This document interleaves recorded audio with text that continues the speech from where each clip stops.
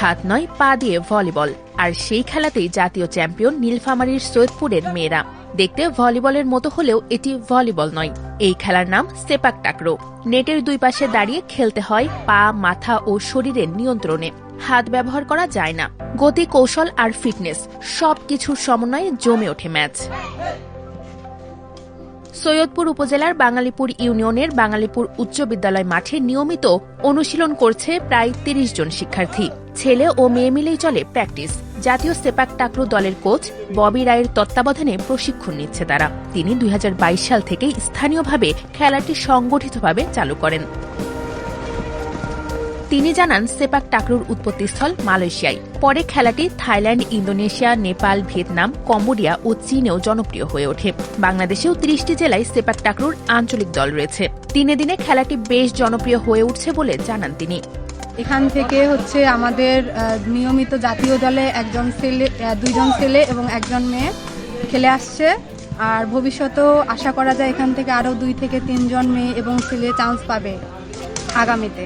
অবস্থান এখন অনেক ভালো। এই খেলাটি Thailand, Malaysia, Vietnam, Singapore, Indonesia এবং আরও বেশ কয়েকটি অনেক জনপ্রিয়। পাশাপাশি বর্তমানে বাংলাদেশে ধীরে ধীরে এই খেলাটি ব্যাপকভাবে প্রচলিত হচ্ছে। প্রচলিত খেলার বাইরে নতুন কিছু করার মধ্য দিয়ে ২০২২ সালে এই খেলার প্রচলন শুরু হয়। কিন্তু বাধা হয়ে দাঁড়ায় খেলাটির প্রয়োজনীয় উপকরণ, বিশেষভাবে তৈরি বলনেট ও কোর্ট।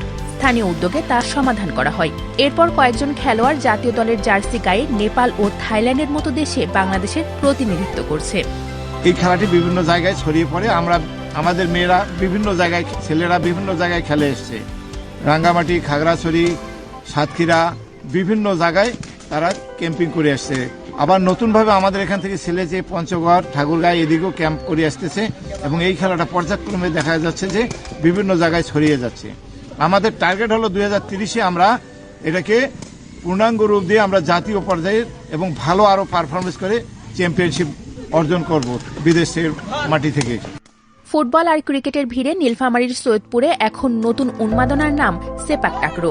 সম্প্রতি রাঙামাটিকে হারিয়ে চ্যাম্পিয়ন হওয়ার গৌরব অর্জন করেছে নীলফামারীর মেয়েরা এবং ছেলেরা হয়েছে রানার্স আপ।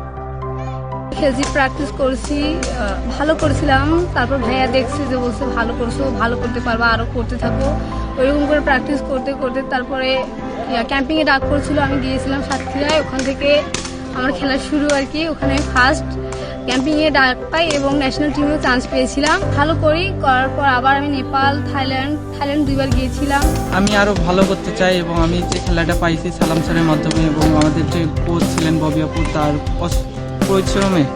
অসংখ্য পরিশ্রমের মাধ্যমে কিন্তু আমরা আজকে এতদূর এগিয়ে গেছি। ফুটবল, ক্রিকেটের ভিড়ে সৈয়দপুরের এই মেয়েরা প্রমাণ করেছে সুযোগ পেলে যে কোনো ভিনদেশি খেলাতেও সেরার মুকুট ছিনিয়ে আনা সম্ভব। সরকারের সামান্য পৃষ্ঠপোষকতা পেলে এই সেপাক টাকরো দিয়েই একদিন বিশ্বমঞ্চে লাল সবুজের পতাকা আরও উঁচুতে ওড়াবে এই খেলোয়াড়েরা।